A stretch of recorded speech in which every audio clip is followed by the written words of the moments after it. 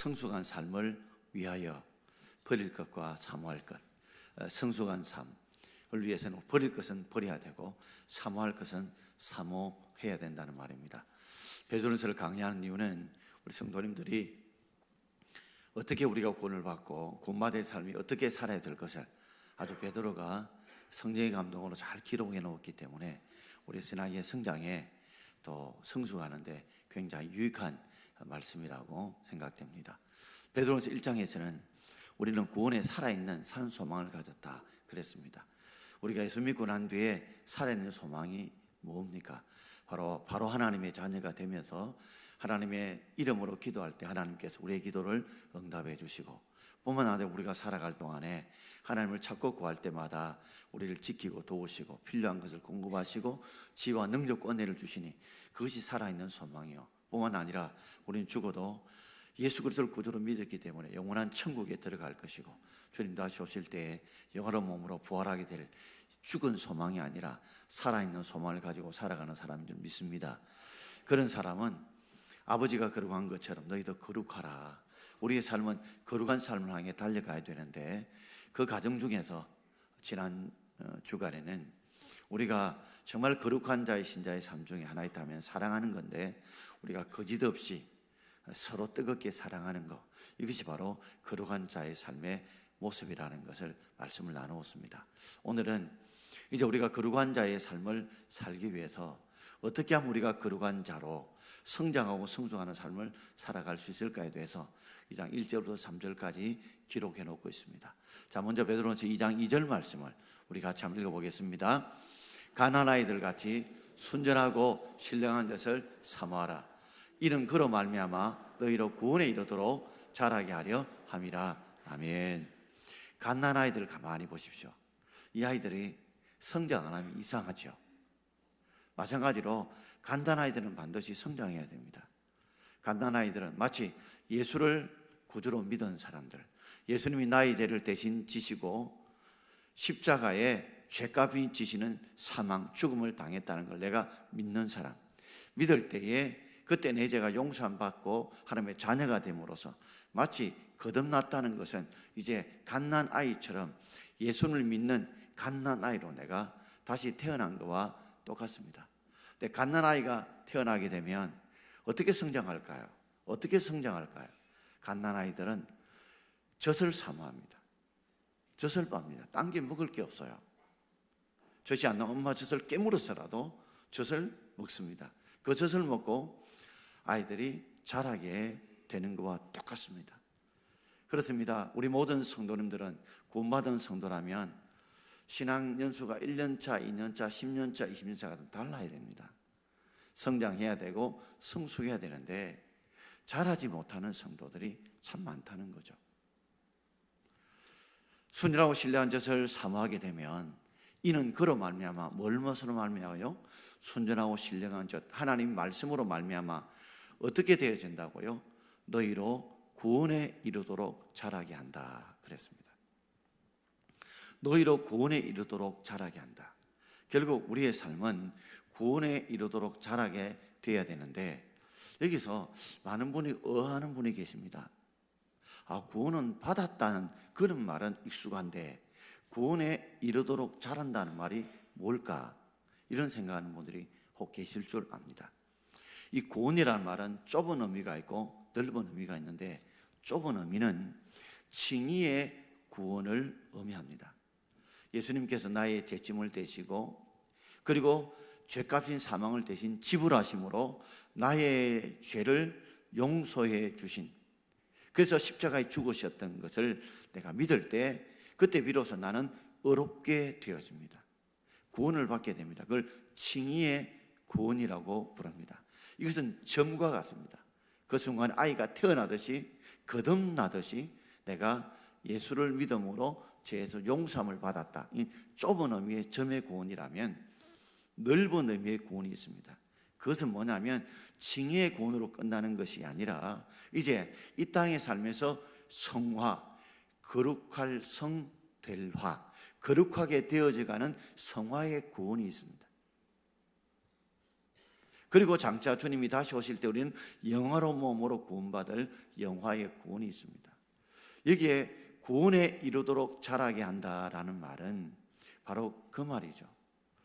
우리가 이제 재용살목 하나님의 자녀가 되었다면 이제 구원, 여기의 구원은 바로 성화의 구원을 말합니다. 거룩한 삶으로 살아가도록, 거룩한 자녀로 살아가도록 우리가 뭐요? 자라가야 될 줄 믿습니다. 그래서 우리는 목표가 있어요. 성도들은 예수 믿고 천국 가면 된다, 천만에요. 우리는 거기가 목표의 시작이고요. 우리의 목표의 마지막은 구원에 이르도록, 성화에 이르도록, 영화에 이르도록 우리가 성장하고 성숙하고 자라가야 될 줄 믿습니다. 이전에 예수 믿고 천당만 가면 된다는데 그거 올바른 것이 아니었습니다. 예수 믿고 천당 가면 되는 것이 아니라 이 땅에서 우리가 거룩한 삶을 살도록 영적으로 신앙적으로 자라야 되고, 그리고 하나님의 영광을 위해서 우리가 하나님의 뜻을 이루도록 우리가 살아가야 돼요. 그런데 예수를 믿고 나는데 자라지 않고 성장하지 않으면 그거 잘못된 거죠. 여러분, 아이가 태어났는데 아이가 자라지 않으면 어때요? 막 속이 타죠. 속이 타죠. 아이가 정상적이지 않죠. 예수를 믿었는데 5년, 10년, 몇 년이 지나도 신앙이 성장하고 성숙 안 했다면 하나님 보실 때 얼마나 속이 탈 거냐 이거죠. 정상적인 것이 아니라는 거죠. 당연히 거룩한 삶의 과정으로 우리가 성장하고 자라가야 되는 것이 바로 우리의 삶의 목표요, 우리가 꿈꿔야 될 그런 목적인 줄 믿습니다. 자, 그러기 위해서 오늘 두 가지를 말씀을 드리고자 합니다. 우리가 버릴 것과 사모할 것인데, 자, 첫 번째로 우리가 버려야 될 것이 있습니다. 이것이 5가지로 나옵니다. 여러분, 우리 신앙생활에 있어서 정말 말씀만 막 사모하면 되는 것이 아니라 버릴 것을 버려야 돼요. 옷을 입을 때 여러분, 헌옷 위에 새 옷을 입습니까? 헌옷을 벗고 새 옷을 입어요. 헌옷을 벗고 새 옷을 입으시죠. 우리가 벗어야 할 헌옷이 있습니다. 자, 우리 1절 말씀을 우리 함께 읽어보겠습니다. 그러므로 모든 악독과 모든 기만과 외식과 시기와 모든 비방한 말을 버리고, 우리가 자라기 위해서, 성장하기 위해서는, 성숙하기 위해서는 그러므로 버려야 되는 것입니다. 여기에 5가지는 쓰레기와 같은 것입니다. 이건 버려야 될 것입니다. 여러분, 집안에 쓰레기를 그냥 두시나요? 반드시 버리죠. 몸속에 있는 나쁜 공기 그냥 두시나요? 나쁜 음식에 모든 쓰레기 그냥 두시나요? 다 버립니다. 우리 안에 영적으로 우리가 하나님의 자녀가 되었지만 아직도 우리 속에 더러운 것들이 있어요. 이걸 버리는 과정이 필요합니다. 나무를 심어 보셨습니까? 과실소를 참 심고 거기에 물도 주고 그리고 거름도 많이 줘도 제대로 열매를 맺지 못할 때가 있어요. 왜 그럴까요? 잡초를 뽑아줘야 됩니다. 잡초가 영양분을 다 빼들어 먹어 버리기 때문에 그 영양분이 제대로 나무 열매 맺는데 가지 못하는 것처럼 우리 속에서 영적으로 성장하지 못하도록 이런 5가지 악들이 우리가 계속 있으면 이것들이 우리의 영적인 영양분을 다 빼들어 먹어버리고 만다는 것입니다. 5가지를 우리 짧게 한번 생각해 보려고 합니다. 첫째는 모든 악독을 버려야 합니다. 악할 악자, 독독자입니다. 이 말은, 악독이란 말은 우리가 남의 것을 얻기 위해서, 남의 것을 빼앗기 위해서 가지는 악한 말과 행동입니다. 이건 마치 독과 같아요. 자기도 죽이고 남도 죽이게 됩니다. 예수님의 12제자 중에 한 사람이었던 가룟 유다 보십시오. 그는 예수를 믿은 것이 아니라 자기 욕심을 채우기 위해서 예수를 믿었습니다. 자기 뜻대로 되지 않자 은삼십냥에 예수를 팔고 말았습니다. 그게 악독이죠. 다윗을 한번 보십시오. 충신은 우리 안에 바세바에 흑심을 품었습니다. 그건 회개를 해야 되죠. 회개하지 않고 우리 안에 바세바를 자신이 취하게 되고, 결국 그래서 아이를 잉태했다는 소식을 듣자 그 죄를 감추기 위해서, 그 죄를 덮기 위해서 결국엔 충신 우리아를 죽여버리고 맙니다. 자기의 죄를 감추려고. 이게 바로 악독이죠. 그렇습니다. 우리 삶을 가만히 보면 자기의 이익을 위해서, 그리고 자기 자신의 자리를 지키기 위해서 우리는 혹시나 악한 말과 행동을 하고 있지 않는지요. 이건 마치 독과 같아서 자기도 죽이고 남도 죽이게 됩니다. 여러분, 초와 담배를 가만히 보면 둘 다 불을 붙이면 둘 다 녹죠. 그러나 초는 녹으면서 어둠을 물리치고 우리에게 선한 빛을 줍니다. 그러나 담배는 피우면 피울수록 그 연기와 더불어서 우리에게 폐에 좋지 못한 영향을 주는 것과 똑같습니다. 그럼 우리가 말하나 행동하나 그게 악한 말들은 다 독을 가진 줄 알고 선한 말, 선한 행동할 수 있는 저와 여러분 되길 바랍니다. 우리 속에 악한 이런 생각이나 말이 있다면 그걸 다 뽑아내야 돼. 마치 독을 뽑아내듯이 우리가 뽑아낼 수 있는 저와 여러분 되기를 주의 이름으로 축원합니다. 두 번째는 모든 기만을 버려야 합니다. 이 기자라고 하는 말은 속일기, 속일만이라는 뜻입니다. 우리 속에 모든 속임수가 있다는 거죠. 사람들 마음속에는 항상 자기 자신을 지키려고, 자존심을 지키려고, 자신의 어려움을 지키기 위해서 종종 속일 때가 많습니다. 속이는 말, 속이는 행동을 할 때가 많다는 것이죠. 하나님께서도 이스라엘 백성들을 가만히 보면서 하나님 예배를 드리고 예물을 드리는데 그 속에 모든 기만적인 모습들이 있더라는 겁니다. 말라기 1장 8절 말씀을 우리 함께 읽어보겠습니다. 만군의 여호와가 이르노라 너희가 눈먼 희생 제물을 바치는 것이 어찌 악하지 아니하며 저는 것 병든 것 드리는 것이 어찌 악하지 아니하냐. 아멘. 이스라엘 백성들이 당시 하나님 앞에 예물을 드립니다. 제물을 드리는데 어떤 제물을 드리냐면 눈먼 것, 그리고 다리 저는 것, 그리고 병든 것 드렸어요. 혹시 개 사 먹어 보셨습니까? 개 중에 다리가 몇 개 떨어지면 값이 싸요, 안 싸요? 싸죠. 하나님 앞 제물을 바쳐야 되는데 온전한 제물 드리려고 하니까 값이 비싼 거예요. 머리를 서는 겁니다. 결국 짐승을 태워서 번제물로 드리니까 다 태워지게 되면 이것이 뭐 눈문 건지 다리가 전 것인지 병든 것이 알 수 있어요, 없어요? 모르죠. 근데 가격은 싸요. 그러다 보니까 뭐 태우면 모를 것 아닌가, 똑같은 건 아닌가, 그런 생각을 가지고 눈먼 제물, 병든 제물, 저는 제물을 드리는 겁니다. 여러분, 하나님이 모를까요? 하나님 우리의 중심을 보시는 줄 믿습니다. 사람은 외모를 보지만 하나님 중심을 보신다는 말은 모든 것을 다 알고 계신다. 우리 어떤 생각을 가지고 어떤 의도를 가지고 하나님 앞에 예배를 드리고 어떤 의도를 가지고 제물을 드리는지 하나님은 다 알고 계신다는 말이죠. 다음 줄이 부활주일입니다. 우리가 하나님 앞에 부활주일에 우리가 모두가 감사의 봉투를 받았습니다. 이거는 나를 위해 십자가에 살을 찌고 피를 주신 주님의 은혜에 감사하는 마음으로 정말 내 같은 자를 하나님 사랑해 그 은혜를 가지고 우리가 그 구원의 기쁨과 감사를 가지고 그리고 장차 주님 부활하실 때 우리도 부활할 그 소망 가운데 감사의 물을 드립니다.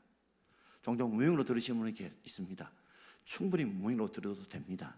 그러나 내가 좀 적게 여었다는 것이 혹시 남이 알까 싶어서 무명으로 드린다면 그렇게는 드리지 마십시오. 적으면 적더라도 이름을 적어내시고 아니면 자신이 믿음을 쓰는데 이거는 하나님 앞에 무명으로 드리고 싶다면 그렇게 드리십시오. 적게 드리는 것이 혹시 누가 알까 싶어서 그래서 무명으로 적는 건 이건 하나님을 속이는 것입니다. 우리의 삶에도 마찬가지입니다. 내가 받았던 은혜들이 각각 다른데 각자가 하나님이 받은 은혜대로 적다면 적은 대로 이름을 적고 예물을 드리지 누구 이름에다 낑기고 그렇게 드리지 마십시오. 구원을 가족끼리 받은 게 아닙니다. 각자 받은 구원입니다, 여러분. 그 기쁨 속에서 적으면 적더라도 하나님 앞에 감사하는 마음으로 기쁜 마음으로 하나님 앞에 드릴 수 있길 바랍니다. 사람 앞에도 속이지 마십시오. 모든 기만을 버리라고 그랬습니다. 하나님 앞에만 우리 속이지 않을 뿐만 아니라 사람 앞에도 말하는 행동하나 속이지 않는 그런 깨끗한 심령을 가지는 우리가 되길 바랍니다. 여러분, 옷이나 얼굴이나 모든 그릇들은 시간이 지나면 다 때가 탑니다. 그러므로 깨끗하게 씻어야 되듯이 우리 속에 모든 기만 있는 거 주님이 아십니다. 그러므로 날마다 씻듯이 날마다 회개하는, 그러므로 모든 기만을 버릴 수 있는 저와 여러분 되기를 주의 이름으로 축원드립니다. 세 번째는 우리가 외식을 버려야 됩니다. 이 외자는 바깥에 꾸밀 식입니다. 바깥을 잘 꾸민다는 말이죠. 이거 안에는 막 더러워더러 밖만 그럴듯하게 포장하는 거, 그거 외식이죠. 우리 삶을 가만히 보면 자꾸만 사람에게 보이려고 속은 어찌든지 간에 바깥 꾸미는 사람들이 참 많습니다. 여러분, 신앙생활도 외식하지 마십시오. 중요한 건 내면입니다.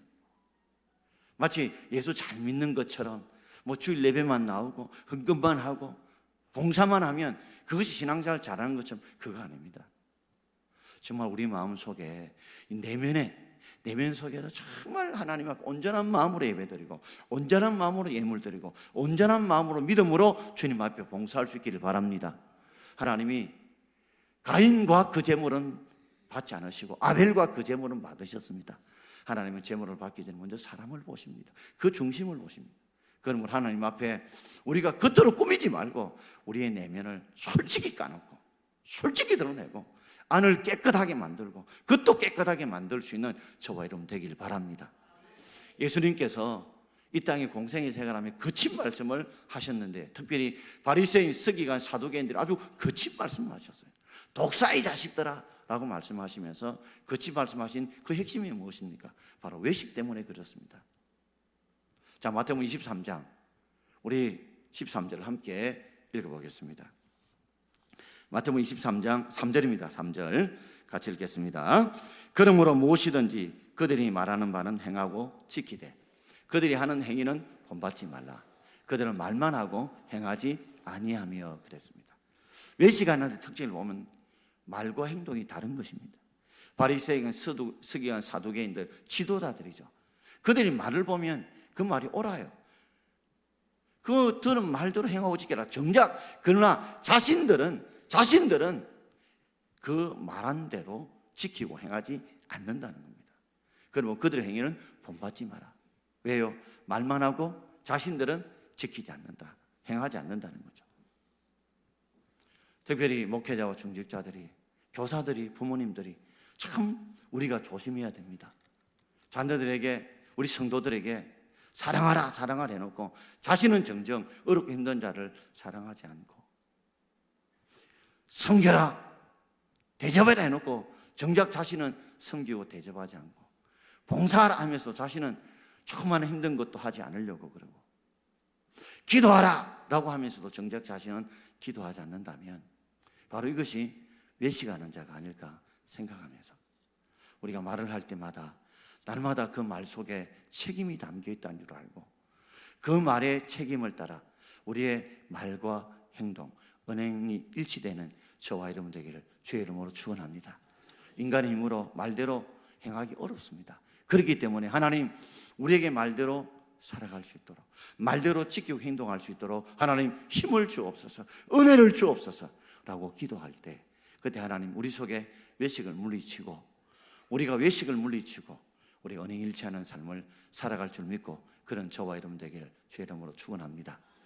마지막 5번째는 우리 속에 시기를 버려야 합니다. 이 시기라고 하는 것은 그 말뜻이 샘알시 끓일 기입니다. 샘하고 끓인다는 거죠. 한국인 속성 중에 이 시기심이 참 많다고 그럽니다.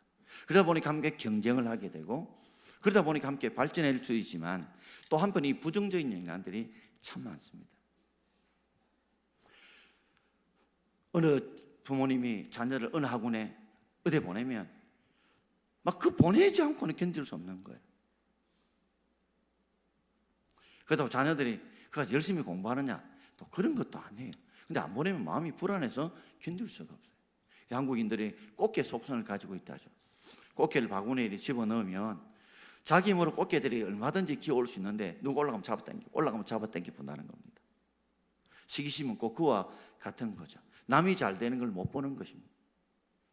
남이 못 돼야 내가 잘 된다고 생각하고, 남이 잘 되면 사촌이 땅을 살면 왜 내 배가 아픕니까? 이런 시기심들을 우리가 가지고 있는데 이걸 우리가 버려야 될 줄 믿습니다. 남을 잘 되게 함으로 우리도 잘 되는 그런 마음을 달라고, 우는 자와 함께 울고 기뻐하는 자와 함께 기뻐할 수 있는 마음을 달라고 우리 기도할 수 있는 저와 여러분 되길 바랍니다. 이소부와의 이런 이야기 여러분 들어보셨죠? 나귀와 염소 이야기. 나귀가 참 주인의 보침을 들고 이것저것 가면서 참 많이 고생을 하고 수고를 하니 주인이 참 나귀를 사랑하고 아낍니다. 근데 집에 있는 염소가 가만히 보니까 주인의 사랑을 나귀가 다 독차지하거든요. 뭐 속이 배가 틀리는 겁니다. 시기심이 생기는 것입니다. 어떻게 하면 주인의 사랑을 내가 좀 돌려받을 수 있을까 생각해서 염소가 나귀의 귀에 대고 속삭입니다. 나귀야, 나귀야, 네 혼자 보침지니까 많이 힘들고 어렵지. 주인이 봐라, 너를 얼마나 고생시키는지. 내가 좋은 묘락 하나 가르쳐 줄까? 뭔데? 너 짐을 지고 보침 지고 갈 때 있잖아. 그냥 땅에 넘어지면 다칠 수 있는데 겨울가가 그런데 가서 살짝 잡아집어라. 그리고 한 번 잡아져 또 좀 가다가 또 한 번 잡아집어라. 한 두세 번만 잡아지면 주인이 늘 보고 아이고 우리 나귀가 너무 고생 많구나 이러면서 보침을 다 들어줄 거다. 그럴듯해요. 그래서 나귀가 보침을 질고 가다가 염소가 시키는 계략대로 겨울가에서 한 번 잡아졌어요. 주인이 깜짝 놀라면 일으킵니다. 또 잡아져요. 그리고 쪼가서 또 잡아져요. 주인이 보침을 풉니다. 그리고 이 나귀를 끌고 옵니다. 그 모습을 보고 야, 염소의 말들이가 그렇네 싶었어요. 근데 그 다음 이 소유사가 이제 나귀를 진찰하러 왔어요. 보니까 그동안 많이 기력이 세서요. 그러면서 이 기력이 세한 나귀의 특효약이 있는데 그게 뭐냐면 염소 간을 먹이면 된다는 겁니다. 그래서 염소를 죽여서 간을 빼가지고 나귀를 먹임으로 나귀가 힘을 얻었다네요. 여러분, 시기는 부메랑과 같습니다. 내가 시기하면 그 부메랑이 내게 돌아오는 것처럼 시기는 결국 자기를 죽이는 거와 똑같고 누워서 침 뱉는 거와 똑같다는 걸 알고 남이 잘 되면 더 박수해주고 고통스러우면 함께 울어줄 수 있는 저와 여러분 되기를 주의 이름으로 축원드립니다. 오늘 5가지 우리가 버려야 될 걸 우리가 묵상해 왔습니다. 모든 악독을 버려라. 그리고 모든 기만을 버려라. 그리고 외식을 버려라. 그리고 우리 속에 있는 시기심을 버려라. 그리고 마지막 5번째가 있습니다. 그게 뭐냐면 모든 비방하는 말을 버려라는 것입니다. 우리 속에 이 비방이라는 말은 헐떠들 비, 헐떠들 방입니다. 우리 속에 참 시기한 심과 더불어서 오는 게 뭐냐면 남을 비방한 헐뜯는 말들입니다. 상대가 좀 부족하고 잘못되면 건설적인 비판, 충고가 꼭 필요합니다. 상대가 잘못되면 사랑하는 마음을 가지고 아끼는 마음을 가지고 그가 잘되게 해주는 그런 건설적인 비판은 얼마든지 해야 되죠. 그러나 상대를 넘어뜨리고 해코지하기 위해서는 그런 부정적인 그 비판의 말, 이 비방의 말들은 우리가 모든 비방하는 말들은 다 버려야 된다는 말입니다. 왜 그럴까요? 결국 이것도 역시 자기도 죽이고 남도 죽이게 됩니다. 어느 개척교회 사모님이 굉장히 성격이 내성적이어서 신방을 가도 그저 꾸어난 보디자루처럼 말도 못하고 그냥 왔다 갔다 했는데 그 이야기를 사모님들 모인 곳에 했더니 개척교회 한 사모님이 그에게 지혜를 주시는 겁니다. 사모님, 목사님과 함께 신방 가거든 그 집에 칭찬할 것이 없나 생각하고 칭찬거리를 찾아서 한 가지만이라도 칭찬해 주시면 목사님도 좀 힘이 날 것이고 그 성도님도 힘이 날 것입니다. 그래서 그 사모님이 말을 듣고 신방을 쭉 가면서 여러 가지 칭찬을 하니까 산 사람들이 좋아하게 되었습니다. 야, 나도 정말 할 일이 있고 할 역할이 있구나, 보람이 있구나, 그렇게 생각했는데 한 번은 신방을 가게 되었는데 아주 가난한 집에 신방을 가게 됐습니다. 아무리 찾아봐도 칭찬할 거리가 없어요. 보니까 식탁보가 하나 있는데 좀 예쁘게 수가 놓아진 식탁보였습니다. 요거 칭찬하면 되겠다 싶어서 아유, 이렇게 어떻게 예쁘게 이게 술을 놓았냐고, 너무 이쁘다고, 참 손재주 좋으시다고 이렇게 칭찬을 해주었습니다. 그리고 저녁에 왔더니 조그마한 신문지에 포장이 되어 하나 왔는데 식탁보가 목사님 사모님 집으로 포장이 되어 온 겁니다. 사모님 깜짝 놀랐죠. 그래도 큰 뜻 없이 아이고 주신갑다 싶어서 감사한 마음 받았는데 그 다음날 주일날 소문이 퍼지기 시작한 겁니다. 벼룩에 간을 내먹지. 사모님이 그 가난한 집에 그 식탁보 그것까지 말이야 챙기려고 칭찬이란 빌미를 통해 가지고 챙겼더라. 사모님이 그 말로 인해서 어디가 변명도 못하고 우울증이 걸려서 결국에는 말을 못하는 병에 걸린 거예요. 여러분, 꿈보다 뭐가 중요해요? 해몽이 중요해요. 꿈보다 해몽이 중요해요. 우리가 어떤 사건이 있거든 좋은 해석해 주시기 바랍니다. 나쁜 해석하지 마요. 고난보다 중요한 게요, 고난에 대한 해석이 중요합니다. 벌 받아서 그렇다고. 그게 아니라 하나님이 그를 통해 더 하나님의 사람을 키워가기 위해서 고난을 주실 수도 있고, 그를 통해 하나님이 함에게 유익할 수 있는데, 꿈보다 해몽이 중요한데 해몽을 잘하게 되면 얼마나 많은 사람들의 가슴에 상처와 그리고 한을 주는지 몰라요. 그게 다 인간의 시기심 때문에 생긴 줄 알고 모든 비방한 말을 버릴 수 있는 저와 여러분 되기를 주의 이름으로 축원드립니다. 자, 그렇다면 우리가 꼭 사모해야 될 것이 한 가지 있습니다. 두 번째, 우리가 사모해야 될 한 가지가 무엇일까요? 자, 2절 말씀을 우리 함께 다 읽어보겠습니다. 가난한 아이들 같이 순전하고 신령한 것을 사모하라. 이는 그로 말미암아 너희로 구원에 이르도록 자라게 하려 함이라. 아멘. 이상하게 예배 시간에 오면 예배 때만 오면 잠이 올 때가 있습니다. 그죠? 전 충분히 이해가 돼요. 좀 주무시다가 어떤 깨면 돼요. 제가 괌 질러봤자요, 오히려 깨는 게 도움이 안 되더라고요. 가만히 있으면 자동적으로 안 깨요.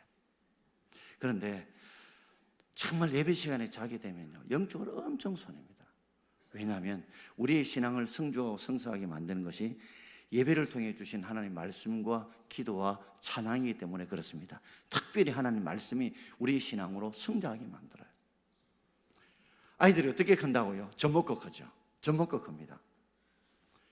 그런데 갓난 아이 같이 아이들 보면요, 막 아무것도 할 수 없이 젖을 빱니다. 젖을 빨아야 자기가 사니까 심지어 젖 안 나면 깨물어서라도 젖을 빱니다. 그런 사모함을 가지고 있어요. 마른 땅이 물을 갈급하듯이, 사슴이 시냇물을 찾기에 갈급하듯이, 스포츠가 물을 사모하듯이 그렇게 빨아들이는 사모하는 마음을 가지고 있어요. 그래서 성장하게 되죠. 우리도 영적인 갓난아이라면 순전하고 신령한 젖을 사모해야 됩니다. 이 하나님 말씀이죠. 이 하나님 말씀 왜 순전하고 신령한 젖이라고 표현했을까요? 이 하나님 말씀은 순전, 완전한 말씀이기 때문에 그런 줄 믿습니다. 하나님은 1.1핵도 건남이 없이 완전한 말씀, 약속대로 이루시는 그런 순수하고 완전한 말씀이에요. 하나님 말씀이 거짓이 없습니다. 약속대로 그대로 이루시는 순수하고 완전한 말씀이시고요, 이 말씀은 우리를 어떻게 만드느냐면 우리를 신령하게 만듭니다. 우리를 신령하게 만드십니다. 그렇기 때문에 이 말씀대로 그대로 이루시는 순수하고 완전한 말씀이고 우리를 신령하게 만드는 줄 알고 이것을 우리가 어떻게 해요? 사모해야 됩니다. 빨아들여야 됩니다. 흡수해야 됩니다. 그럴 때 이는 그로 말미암아, 뭘 말미암아요? 순전하고 신령한 젖으로 말미암아 우리가 어떻게 해요? 구원에 이르도록 자라게 될 줄 믿습니다. 우리가 성화되는 삶, 거룩한 삶, 이 삶은 저절로 되는 것이 아니라 이 하나님의 말씀을 우리가 어떻게 해요? 사모하고 빨아들이고 흡수할 때 그때 이런 일이 이루어지게 되죠. 데살로니가 교인들에게 그런 역사가 나타났습니다. 자, 데살로니가전서 1장 2절과 3절을 우리 함께 읽어보겠습니다. 우리가 너희 모두를 말미암아 항상 하나님께 감사하며 기도할 때 너희를 기억하면 너희의 믿음의 역사와 사랑의 수고와 우리 주 예수 그리스도에 대한 소망의 인내를 우리 하나님 아버지 앞에서 끊임없이 기억하미니. 바울이 데살로니가 교인들 보면서 감사한다고 그랬어요. 근데 어느 정도 감사하냐면 너희를 기억하면서 감사한다. 그리고 3절에는 뭐라고요? 끊임없이 기억하면서 감사하는데 왜 이렇게 끊임없이 기억하면서 감사할 이유가 뭐냐? 데살로니가 교인들에게는 믿음의 역사가 있었고 사랑의 수가 있었고 소망의 인내가 있다라는 겁니다.